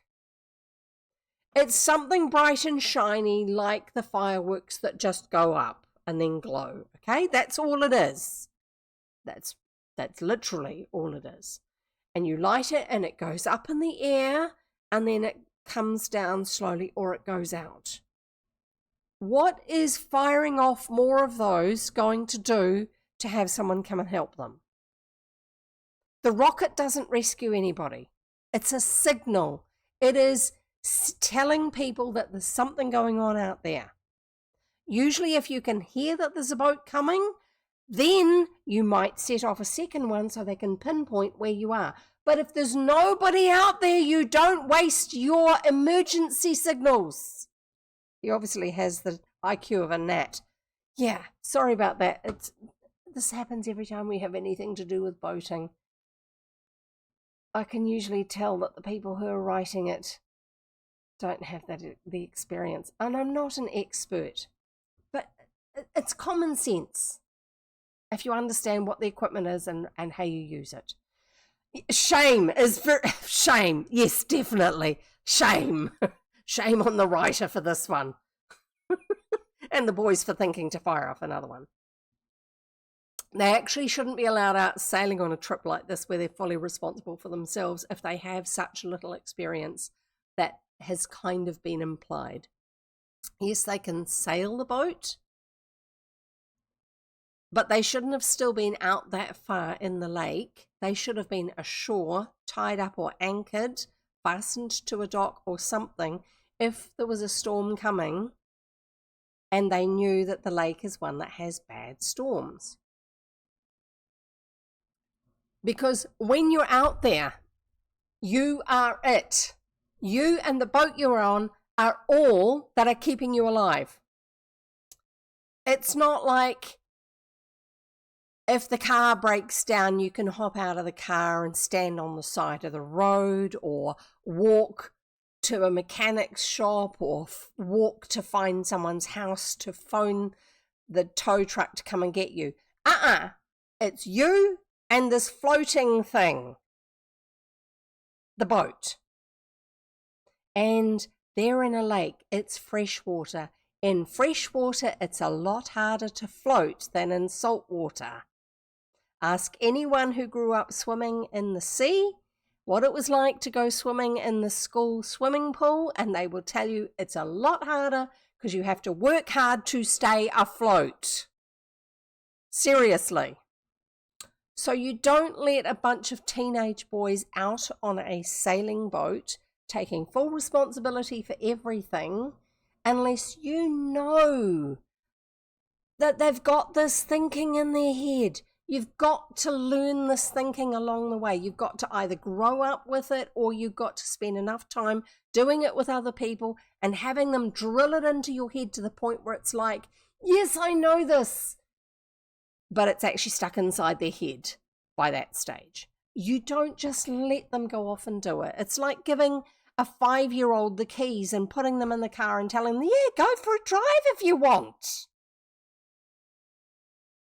Yeah, seriously, sorry, but this is what happens every time we have a story that has boating in it, unless it's written by someone who seriously knows about boats and is not trying to make the main characters idiots. Let's find the brick ball, shall we? We might need this one for this story. No, I can't put it there because I've got my green screen in front of my shelf. Anyway, it's there in case I need it. I know it makes too much sense, but still. Right, let's carry on. I'll try another rocket, Sam. I don't know of anything else. Well, then, just because you don't know of anything else doesn't mean you should do it. It took fully a minute to obtain another rocket and some red fire as well. The red fire made quite an illumination in spite of the storm. Now, red fire is probably the stuff that's the equivalent of in fireworks, the stuff that you light it and it just sits on the ground and it's smoky and bright, but it stays there. It doesn't go up into the air. It's probably a floating version of something like that to help pinpoint. And it's probably going to keep burning for a bit longer. But don't waste it. The red fire made quite an illumination in spite of the storm. I don't see nothing, said Pop. Nor I, said Tom. The raft has disappeared. That's what the frontispiece was. Let's find it. Illustrations book. Where is it? There. There's the raft. There's 2 people. That's the boat that they're on, except it's a sailing boat. Let's see if I can make it a bit bigger.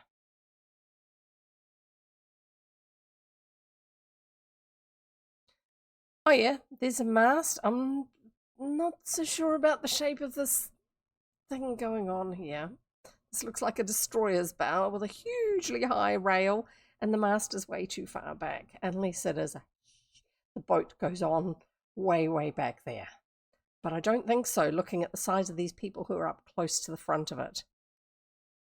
A timber raft in the context we've had is not a standard raft. A timber raft in the context we've had in the stories where you've got a whole lot of logs that are fastened to each other to float, but they are not a standard platform the way it's been written anyway. In my head, the picture that was painted is a whole lot of loose logs that are held together so that they can be moved across the lake. But they don't move as one big panel together. They wobble like this past each other. So yeah, again, usually the people who do the illustrations are not people, they've been briefed on what's in the to illustrate, but they haven't read the story to get what's actually being illustrated. Right, The raft has disappeared. As the light died out, all set up a loud shout, but only the howling wind answered them. And now Sam noticed that the lifeline was drifting idly at the stern, and there was nothing to do but to haul it in again. The hours which followed were full of agony to Tom and Sam and the warm-hearted man who, and Alec, the warm whatever, was scarcely less affected. "What if Dick's drowned?" whispered the youngest Rover. "Father will never forgive us for coming on this trip." I wonder how often. Wonder if they say that once every book. Father will never forgive us for. "Let's hope for the best," was his brother's answer. "Dick had been in a tight fix before, and he'll come out, or has been in a tight fix before. He'll come out all right, if he has any show at all." Some things you don't get a say in, seriously. "Nobody can live in such a storm as this," put in Pop. "Why, it's almost as bad as that there hurricane we experienced in Africa. Just see how it's beginning to rain." Pop was right. So far the rain had held off for the most part, but now it came down steadily and soon turned into little short of a deluge. All were speedily soaked to the skin, but this was a discomfort to which, under the circumstances, no one paid attention. Trying not to say anything more. The Swallow heaved and pitched, and fearful that Sam would be lost overboard, Tom told him he had better go below again. "You can do nothing up here," he said. "If anything turns up, I'll call you."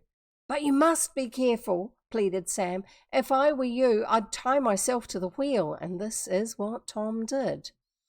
Not the spinning around bit, but the post that it's fastened to, I think. Slowly the night wore away, and with the coming of morning the storm abated somewhat, although the waves still lashed angrily around the Swallow. With the first streak of dawn, all were on deck, watching anxiously for some sign of the lumber raft or of Dick. "Nothing in sight," groaned Sam, and he was right. The raft had disappeared completely, and all around them was a dreary waste of water with a cloudy sky overhead. Feeling that he must do something, Alec Pop prepared a breakfast of broiled fish, and for those of you who don't speak American, that's grilled fish, and hot coffee. But when summoned to the repast, the meal, both of the Rovers shook their heads. "I couldn't eat a mouthful," sighed Sam. "It would choke me." "We must find Dick first, Alec," said Tom. "Go ahead yourself and have breakfast. Don't mind us." Teenage boys. It's the emotion of the moment. They'd actually function better if they put food in themselves. They think better. They are more settled within themselves. Then they can focus on what they need to do. Keep that in mind for yourself. If you've got something stressful you need to do, something that you're worried about, get something easily digestible and eat it and let it digest a bit, and you may find that you can think more clearly, and it's not quite as undoable as what you think it is. But try anyway. At least try. "'Deed, I ain't no hungrier than you is," replied the man soberly, "but you had better drink some of that coffee or you might catch a chill." And he made each sip some of the beverage, bringing it on deck for that purpose. At 7:30, Tom espied a cloud of smoke on the horizon. "I think it's a lake steamer," he said to his brother, and he proved to be right. It was a freighter known as the Captain Rallow, Rallow. I guess it's a made-up one. I don't know, never heard of it. Running between Detroit and Buffalo. Soon the steamer came closer, and they hailed her. "Seen anything of a lumber wreck with some men on it?" questioned Tom eagerly. "Haven't seen any wreck," was the answer from the captain of the freighter. "Whose raft was it?" "I don't know. The raft hit us in the dark." Okay, so now they're talking about it actually being a raft like the one we saw in the picture. But they talked about it being... They used the wrong words then, before, at the beginning, when they told us what it was. "The raft hit us in the darkness, and a young man on our yacht was knocked overboard. We lit some red fire and saw 2 people on the raft, which seemed to be going to pieces." This news interested the owner of the freight steamer greatly, since he had a brother who was in the business of rafting lumber, and he asked Tom to give him the particulars of the affair. "We can't give you any particulars." Rafting lumber. Here, we're coming back to it again. Have a think about that after. We can't give you any particulars. We were taken completely by surprise and it was too dark to see much, said Tom. Nevertheless, he and Sam told what they could, to which the freight captain listened with close attention. They should also have been checking to see if hitting the raft damaged the boat enough for it to leak. I'll keep an eye open for the raft, said the latter, and if I see anything of your brother, I'll certainly take him on board. If you see any people in the water, you should be taking them on board. Where are you bound? I'm going to stop at Cleveland first, then I go straight through to Buffalo. A few words more passed, and then the captain of the freight steamer gave the signal to go ahead. The stopping of her engines had caused the steamer to drift quite close to the Swallow, and as she swung around, those on the yacht caught a good view of the freighter's stern deck. There were a small number of passengers on board, and as Sam looked them over, he gave a sudden start. My gracious, can it be possible? He gasped. Can what be possible, Sam? Queried Tom. Look, at what? At the passengers on the steamer. Am I dreaming, or is that... He's gone. And Sam's face fell. Who are you talking about? That's what he should have used first. Arnold Baxter. He was on the steamer just as sure as I stand here, and we both thought him dead. So if he'd said, look, Arnold Baxter, first, Tom would have looked in the right direction and known what he was looking for, wouldn't he? And we both thought him dead, and that's the end of the chapter.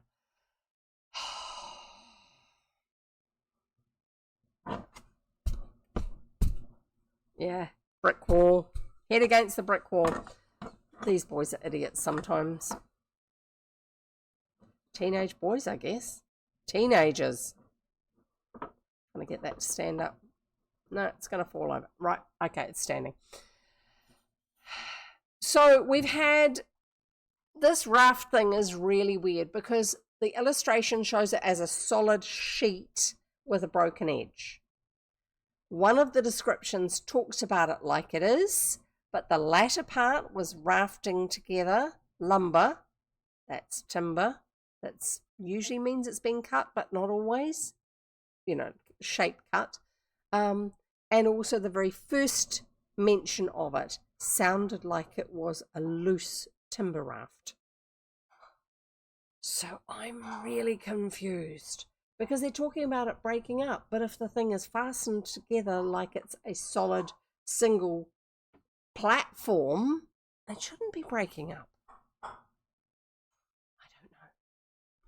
I don't think the author had the picture of it, what it was, pinned down clearly in their mind, actually, and I think that confusion is what we're feeling, or what I'm feeling. Chapter 3, on a lumber raft. Okay, maybe we'll find out in this one. And this will be the last chapter. We're going to go ever so slightly over time, but I'll try not to. Do you think you think you saw Arnold Baxter? Demanded Tom. Yes, I saw Arnold Baxter just as plain as day. Sam, you must be... No, I'm not dreaming. It was Arnold Baxter, true enough, and as soon as he saw that I'd spotted him, he drew out of sight. But we thought he was dead, buried under that landslide out in Colorado. We didn't find his body, and he isn't dead. Why, I would never make a mistake in that rascal's face, never. And Sam shook his head to emphasize his words. Was Dan with him? I didn't see the son. If it was really Arnold Baxter, we ought to let the authorities know at once so that they can arrest him for getting out of prison on that bogus pardon. Yeah, and also tell the authorities that your brother's gone missing.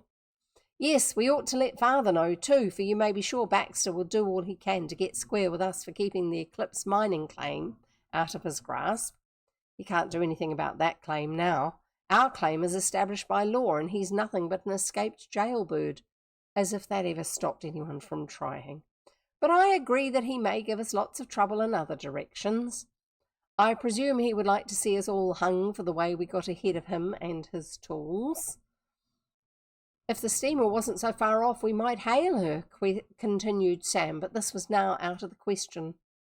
They shouldn't be worried about Arnold Baxter. They're meant to be worried about where their brother is.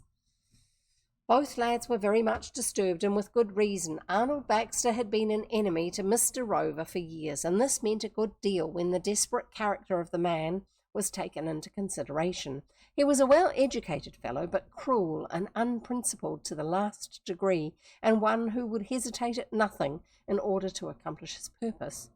"That's the worst yet," was Alec Pop's comment. "I was thinking that rascal was plumb dead, sure, and Dan too. Sure you didn't see that good-for-nothing boy?" "No, I didn't see Dan. He must have been with his father when the landslide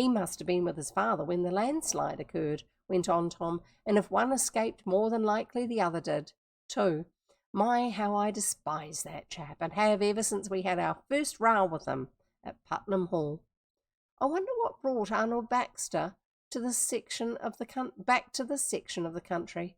I shouldn't think he would dare to come back. He always was daring to the last degree in some matters, just as he is cowardly in others. I would give something to know if Dan is with him." "I would give something to know what's happened to your brother." "We might follow up the steamer, if it wasn't for poor Dick." Hey, they've remembered their brother. The boys talked the matter over for some time, and while doing this, the sails of the Swallow were again hoisted, and they turned the yacht back to the vicinity where Dick had gone overboard. Now, just take it from me, when you're out on a lake or on the ocean, and something, let alone someone, goes overboard in the middle of the night, in a raging storm, how do you know that you're heading to the vicinity of where that happened? They didn't have a GPS. They didn't have a phone with a map that had a pin showing where you are, that they might have looked at when the person went over to go, "Oh, that's where it is. I need to remember that spot." There's no landmarks in the water itself for them to find. So how do they know they're in the vicinity? Because in those sort of weather conditions, you might have your compass and you're looking at it and you're heading in a certain direction, but if the wind is pushing you sideways, the line of travel that you make is not directly in that compass direction. Your boat is going sideways while you are pointing forwards, and so your track goes around a curve, even if your boat is still pointing in the right direction. And to get back to where you were, you have to know that, and that's a lot of maths to be able to figure that out. I don't think the boys know that much about sailing or boats yet. But we will try really hard to suspend our disbelief and carry on with this. So they turned the yacht back to the vicinity where Dick had gone overboard. And the big problem there is the vicinity, the word vicinity. Yeah. And while Tom and Sam are looking for their elder brother, let us turn back and learn what really did become of Dick. He was waiting for Tom to come out on deck with the lanterns when of a sudden something black and threatening loomed up out of the darkness to the starboard of Swallow. Starboard is when the boat is going forwards and you're facing the front of the boat. The starboard side of the boat is the right-hand side of the boat. It's that same side, always that same actual physical side. That's what starboard means. The mass was the better half of a monstrous lumber raft which was rapidly going to pieces in the storm. The raft, or rather what was left of it, hit the Swallow a glancing blow. Otherwise the sailing craft must have been stove in and sunk, and they still should have checked to see if there was any damage where water was coming into the boat. But they didn't. I'm sorry, that does not make sense at all. The shock caught Dick with one hand off the wheel, and before he could catch hold again, the youth found himself flung heels into the air and over the Swallow's stern. Down and down he went into the lake waters until he thought he would never come up. The turn of affairs bewildered him, and he did not come fully to his senses until his head struck one of the timbers of the raft, so he must have floated back up again. He clutched the timber as a drowning man clutches the proverbial straw, and tried to draw himself to the surface of the lake, only to discover, to his horror, that there were timbers to both sides of him, cutting off his further progress upwards. Must I be drowned like a rat in a trap? was the agonizing thought which rushed through his brain, and then he pushed along from one timber to another until the last was reached, and he came up almost overcome and panting heavily for breath. "Help! Help!" he cried feebly, and presently heard his brothers answer him. Then the lifeline was thrown, but it fell short and did him no good. By the red fire and the rockets he saw the position of the Swallow and saw his brothers, but was too weak to even signal to Sam and Tom. It was with an effort that he at last drew himself to the top of the lumber. Yes, it's a loadable shirt, and this is not the one I'm wearing. I'm sorry, folks, but you can go and have a look at it over on the store. There are 3 versions of it. But the one that I normally wear is the one which is probably on the right-hand side of the page. It's the one with the more script-style writing. It's the one that's the most purple. It was with an effort that he at last drew himself onto the top of some of the lumber. See you, Night Writer. Great to have you here. Thank you for putting up with the rants, by the way. I'm off for the night. I have a great rest of your stream, and everyone have an awesome day and night. Thank you so much. We do appreciate it. It's lovely. He drew himself to the top of the lumber. This movement came none too soon, for a moment later one of the outside chains of the raft broke, and fully a third of what was left of the lumber was scattered in all directions. So yes, it is held together. It is not a solid, each plank is fastened to the next one. They are held together in bundles by chain.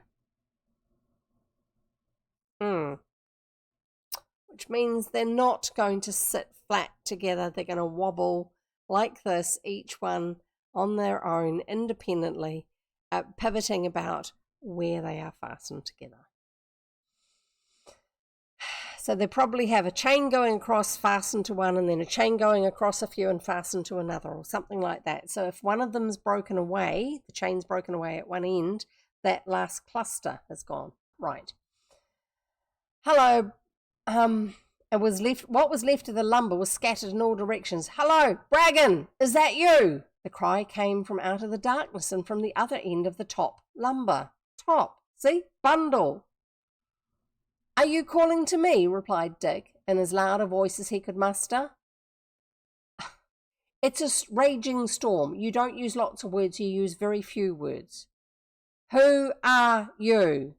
Or "what?" Or "help?" Or something. Not "are you calling to me?" What would you be doing in an emergency like that? You've fallen off the boat. You thought you were going to drown. You can't see a thing because it's dark. It's nighttime. There's a storm going on and there's lots of wind and it's really rough water. And you're on wobbly timber and someone calls out to you. Do you say, "Are you calling to me? Did you speak to me like that?" "Is that you, Braggin?" repeated the voice. "I am not Braggin," answered Dick. "Where are you?" No. No. Just say no. Or say your name. "Where are you?" "Here." And the unknown repeated the cry until Dick located and joined him. He was a burly lumberman of 40 with a heavy black beard and equally heavy voice. He gazed at the youth in astonishment. "Hello, where'd you come from?" he demanded. "From the yacht this lumber raft just struck." "Did the shock knock you overboard?" "It did." "Huh, I thought you was bragging." "I came pretty close to being drowned, for I came up under the lumber." "Well, we ain't out of the woods yet, young man. Didn't see nothing of bragging, did you?" "I've seen nobody but you." "Then he must be down to the lake bottom by this time." "He was on the raft with you?" "Yes, he and I left the tug to see to the chains when the storm came up." "Where's the tug?" "The raft broke away from her at the first blow. A foal of a greenhorn was managing of the thing, and this is the result. Come here, it's safer." Dick was perfectly willing to crawl closer to the burly lumberman, who was a good fellow, as could be seen by a glance. "Yeah, you can tell he's a bad guy because he looks wrong. You can tell he's a good guy because he looks right." No. Some of the worst people are the ones who look the safest and the nicest. Don't judge people books by their covers. No. We'll be all right if this section of lumber keeps together, went on the lumberman. There are 4 chains here, so it ought to hold. Once safe for the time being, Dick began to wonder about the fate of the Swallow. Did the yacht go down? He asked anxiously. I reckon not, young man. They burned red fire, you know. They wouldn't do that if there was much trouble aboard. Didn't occur to them to check to see if they were sinking. That's why they did it. That is true. Dick was silent for a moment. I wish I could get back to her. Be thankful that you ain't at the bottom of the lake. If we can outride this storm, we'll be safe enough. But the tug will be looking for the raft when it gets light. Slowly the hours wore away, and in the meanwhile Dick learned that the lumberman's name was Luke Peterson, and that he was from the timberlands of Michigan. Technically, they should be sitting there shivering because it's windy and they're wet. Doesn't matter what the temperature is. You can be in the tropics, but if it's windy and you're wet, you will get cold unless the sun is really heating you up. So, yeah, they should be trying to stay warm at the moment. And if you come here for an uninterrupted read, I'm sorry, I should have said that right at the beginning. Go and find somebody else to listen to. That's much more like an audio book. This is not that.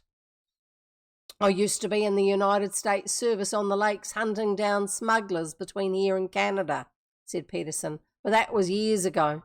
Do they do much smuggling? Asked Dick. More than most folks think, was the decided answer. The lumberman listened to Dick's tale with interest. Now this is in this howling gale, where the 2 brothers standing next to each other at the wheel of the yacht, when the storm was not yet at its peak, were having trouble hearing each other. The lumberman listened to Dick's tale with interest. Of course, the story had to be short, and was frequently interrupted as high waves would come along and almost sweep them into the lake, which means you're getting wet again. Both lay flat, clutching at the lumber and at the huge chains which held it, and which had thus far refused to part, although the strain upon them were tremendous. It was about 2 o'clock in the morning when the storm, according to Dick's calculation, reached its height. You wouldn't have a clue, seriously. You try sitting out on the lawn when there's a major storm going on and guessing what the time is after you've been out there for a while. Go on. You do it and come back and tell us what the results are. The waves literally drove over the raft from end to end, and it was all both he and Luke Peterson could do to keep on the timbers. Hold on tight, young man, if you value your life, roared the lumberman. And if the raft parts, stick to the first timber you lay hands on. Don't let go of what you've got for something that you might be able to get. You are more secure and safer on what you already have if you are in a sinking or drowning situation. Unless what you're on is already actually sinking, and in which case you go to the next thing that's floating. Peterson had scarcely spoken when the raft went up to the top of a mighty wave and then came down with a dull boom in the hollow below. The shock was terrific, and it was followed by loud reports, bangs, as the chains they had been depending upon snapped one after another. Immediately the lumber loosened up and began to drift apart. "Take care of yourself," shouted the lumberman, and hung fast to an extra long and heavy log. Dick heard him, but could not answer for fear of getting his mouth full of water. The youth turned over and over, clutching at one log, and missed it. Missed a second and a third, and then touched a fourth and clung with a death-like grip that nothing could loosen, so he'd been thrown off the bundle of logs. It was a soul-trying time, and one which poor Dick never forgot. The storm roared all around him, mingled with the thumping and bumping, grinding and crashing of the sticks of timber. There's a high risk of being crushed.